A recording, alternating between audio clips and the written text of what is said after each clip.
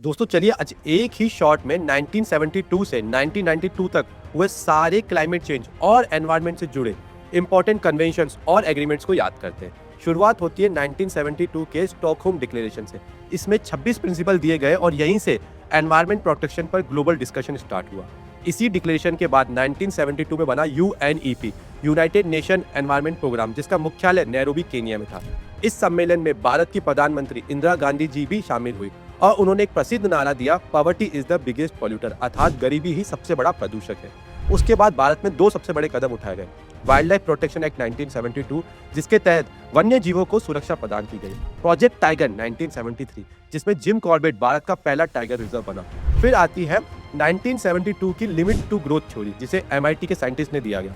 इसमें बताया गया अगर पॉपुलेशन और रिसोर्सेज कंजप्शन ऐसे ही बढ़ता रहा तो फ्यूचर में रिसोर्सेज खत्म हो जाएंगे और एक समय बाद पूरी दुनिया भी खत्म हो जाएगी। ये एक निराशावादक थ्योरी थी। फिर आते हैं 1982 में, जब UNEP को 10 साल पूरे होते हैं, बट अभी तक कोई मेजर चेंजेस देखने को नहीं मिलता।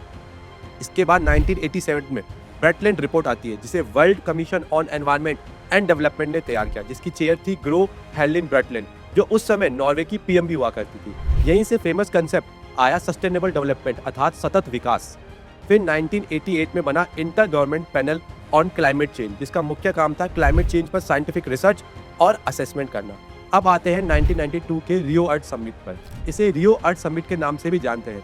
यहाँ 3 बड़े कन्वेंशन बने। पहला convention United nation framework convention on climate change, जिसे हम जलवायु परिवर्तन के नाम से भी जानते हैं। यूनाइटेड कन्वेंशन ऑन बायोडाइवर्सिटी, जिसे हम जैव विविधता के नाम से जानते हैं। और तीसरा टू कॉम्बैट डेजर्टिफिकेशन, अर्थात मरुस्थलीकरण। और इसी दौरान बना ग्लोबल एनवायरनमेंट फैसिलिटी, जो क्लाइमेट चेंज, बायोडाइवर्सिटी और डेजर्टिफिकेशन जैसे प्रोजेक्ट्स को फंडिंग करता है। और हाँ, रियो अर्थ समिट की याद में हर साल 5 जून को हम वर्ल्ड एनवायरनमेंट डे भी सेलिब्रेट किया जाता है। अब कमेंट बॉक्स में आप मुझे बताइएगा, लेटेस्ट COP30 जो 2025 में हुई थी, किस कंट्री में आयोजित की गई थी।